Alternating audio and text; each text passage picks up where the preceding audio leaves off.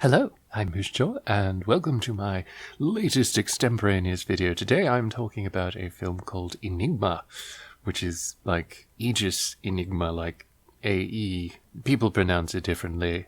I usually take them together to be like an E sound, but it varies. Anyway, it is by Lucio Fulci, who is a director that is probably accurately stated as infamous because he's done a lot of very violent, very evocative, rich imagery. He is a very good, I think, director because he knows images that are going to get a reaction. I don't always agree with the images that he uses, and a lot of the scripts that he directs are not the most coherent things, but it is Italian horror, and Italian horror tends to go with like dream logic and things like that. This movie is quite a character, because it's such a ridiculous film and so surreal. The whole premise is that there's a girl that gets in an accident, and it is indirectly, kind of directly, because of some people that were making fun of her. And so she psychically uses her mind to possess the new transfer girl or something, and then has her revenge. This is not really how the film goes. It's like someone threw a lot of elements from other films in and just forgot to have them actually have anything to do with each other. But it starts out absolutely surreal.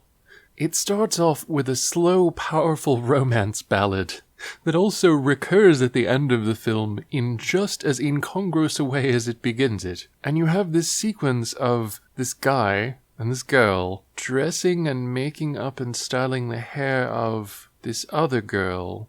And like they're going through her underwear and everything, and she seems okay with it, and they seem okay with it. So like obviously they're familiar enough with each other to be naked in the same room with each other and going through someone else's underclothes.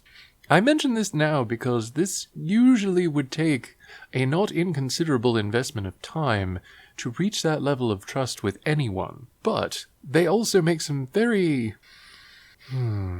how shall I put this? Some questionable fashion choices, given they are, well, supposedly college students.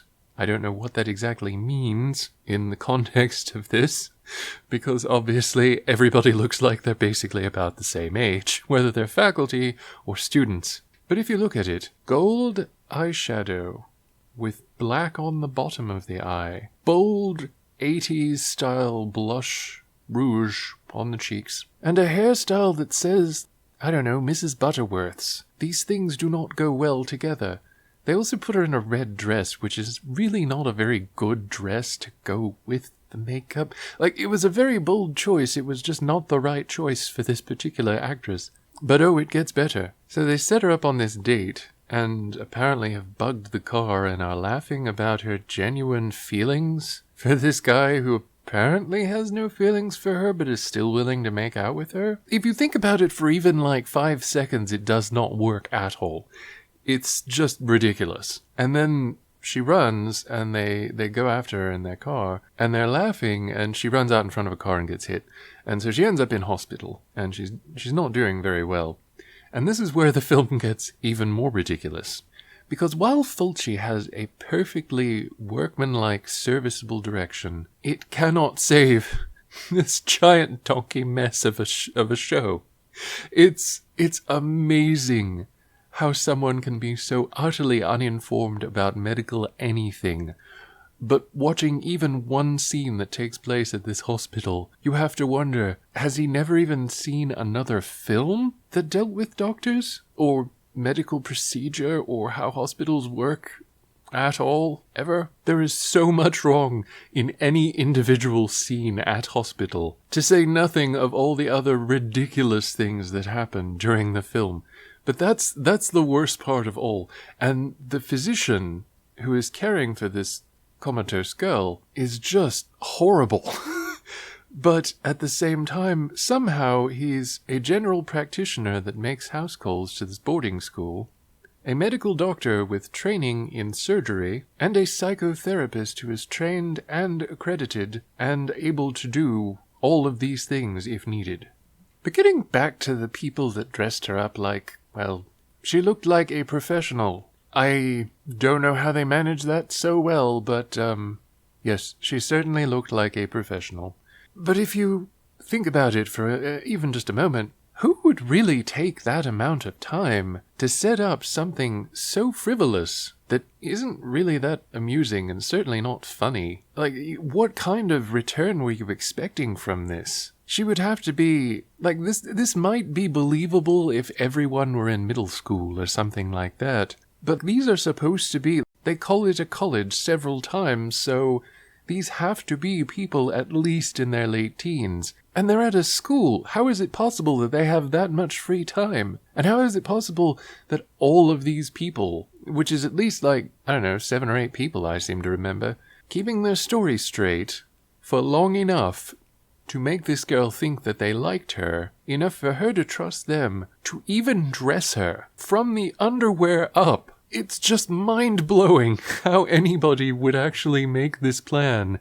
And it's no reward. It's the lamest thing ever. Are you really that amused by laughing at someone else's date when you're not going on a date yourself? Only one of them was even dating anyone. And they weren't on a date at that point. So, isn't that just a tremendous waste of time? Doesn't that make them look way worse? I would think it does. Even the woman that we meet when Eva, who is the new transfer student, comes to the school, she basically looks like another one of the students, about the same age, but she makes it seem like she's put out to have this girl there, who, we are to understand, has an influential family and has had a nervous breakdown, but is supposedly fully recovered. There is zero tension to this, and it really doesn't add anything particularly to the proceedings at all. But then after that, and aside from that, all of the school's faculty is just bizarrely sympathetic and understanding to all of these weird,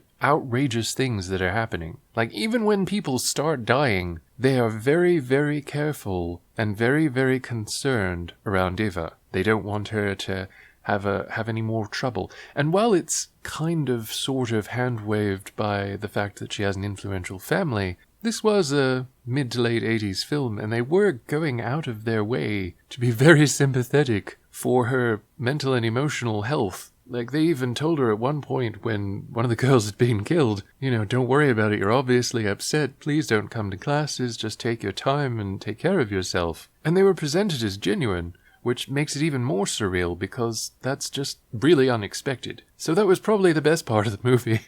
The sets were also really interesting. They had some miniatures that they would zoom up and then zoom back for a change in location. And I think that was a really good transition. I think that was a great idea.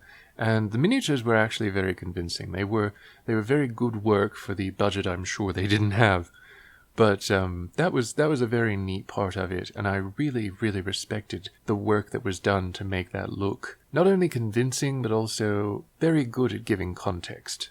I also want to give some praise to the set dressing, because just about every room had distinctive decor, and the easiest way and the most noticeable way that this was something that caught the eye was all the posters in the different rooms. So you'd see a lot of things that were topical at the time, including a Top Gun poster with Tom Cruise on it that becomes hilarious in the course of the film, and, strangely, a Yoda poster that one of the girls has on her wall. Of all the people, things, whatever she could put on her wall, she decided to put Yoda up there, and I have to give her some credit for that. It takes a special kind of person to rock a Yoda poster. But then you get back to the crazy shit happening, and it doesn't really build much suspense, I have to say. It's not very suspenseful. You don't actually know what really happened. You never actually know what really happened, which is kind of an annoying factor because they bring in this maid custodian person who is apparently the comatose girl's mother, and they say that she and the headmistresses do something weird in an office together. This is never explored. We're obviously to believe that there's some sort of witchcraft at work here, or some sort of dark magic or evil or some power like that, but it's never really gone into. It's never really explored, and nobody ever takes the initiative to find out what's going on or to do anything about it. The whole thing is resolved mainly by coincidence and incoherency, which is really unfortunate. Because as you know from my video about Suspiria, I love Suspiria, and it's a very similar concept. But it builds suspense, and it draws us into the story rather than us being what amounts to passive observers of a patently surreal scenario that just keeps getting more and more bizarre. On the line of medical incompetence, another thing I would like to point out that's a comparison between this and Suspiria.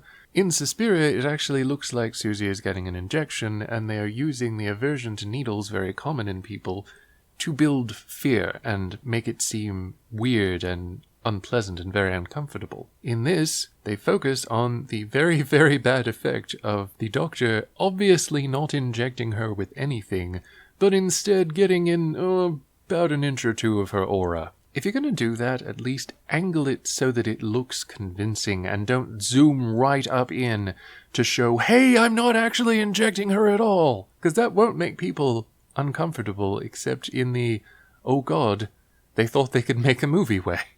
There was a moment later where the physician tried to make out with his girlfriend, I guess at the time. He seems to go between girls. He's very popular for some reason. But as he's trying to lie her down on like a bench in, I think, his office, he crashes her through the bench, completely destroying it, lands on her, and they immediately start laughing about it. Did they not realize how much force that would take? And even if it didn't take all that much force, and let's say that the bench was just about to fall apart, that hurts. It hurts to fall several feet on your back onto the floor with a man who is heavier than you landing on you. Let's not even assume that tremendous force was needed to destroy this bench, which looked completely and totally together a moment before, and let's just say it was just going to fall apart. That's not something you just immediately laugh about. That's something that would hurt, and a doctor should know that.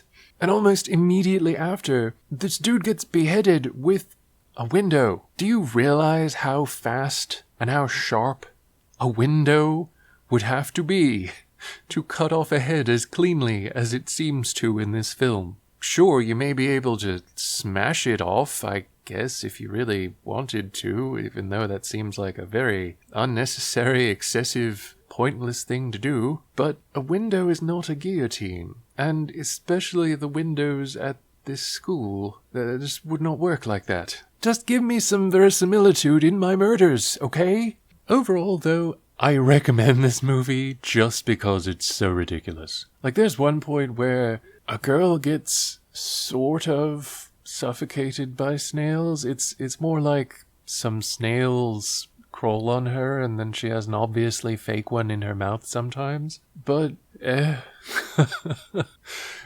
is one of those films that it's not a good film by any stretch of the imagination. But Fulci always handles things with that workmanlike professionalism. And it's the same sort of thing that I see in Roger Corman, and I don't know what your opinion of Roger Corman is. I'm sure that if you've watched kind of questionable films for any length of time, you've come into contact with one of Corman's works. He is a very, very workmanlike professional. He can direct a film perfectly well. He may not do an exceptional job or bring out the true artistry of the form or anything like that, but he gets it done, and he does a good job more times than not. It's not to say that I know a bunch of great Roger Corman movies that I would totally recommend to everybody, but for the purpose of the film, he tends to do a good job with the film. Lucio Fulci reminds me a lot of Corman in that I feel like when he's given the opportunity, he can direct a visually very engaging film. Like, indeed, this film was very watchable. It was stupid, and there were so many things that I could point out and be like, no, that's wrong, that would never work. But if you just sort of hand-wave it as a dreamlike experience and just kind of laugh at it, it is an enjoyable film to watch through, at least once. As with Mausoleum, this would probably be better if you had a little drink or you smoked up a little bit beforehand, because then you'll get more of a little chuckle out of it. And I think that's really the important thing with a film like this, There's a lot of illogic, a lot of incoherence, a lot of things that don't work. But the acting is genuinely good in a lot of parts. There are a lot of people in it that do a very good job. The direction is very good. The music is odd, mostly good. It doesn't really build suspense, but it's not as noticeably bad as Mausoleum's. But it does have that weird-ass, slow romantic ballad that both opens and ends the film. It's kind of worth seeing for that alone. In any case, it is one of those films that it's not going to win any awards anytime soon, but it was a generally enjoyable watch from start to finish. The closed captioning / subtitles, which I usually tend to have on just so I can hear everything and make out every line, oh my goodness, the funniest thing since Beaver's Struggling has come up on mine, which is the manic pipe organ music that was playing in the background, which the captioning said manic pipe organ music. You can't get much better than that, can you? Anyway, if you want to check this out, I'm sure you can find it online, and I'll be back sometime soon with another one of these. Hope you're taking care of yourself. Stay well. Check my Patreon for any links, updates, things like that. Anything public like links or personal updates, I will always keep free. So don't worry about that. Check it out, and I hope to see you back here next time. You're welcome. Bye.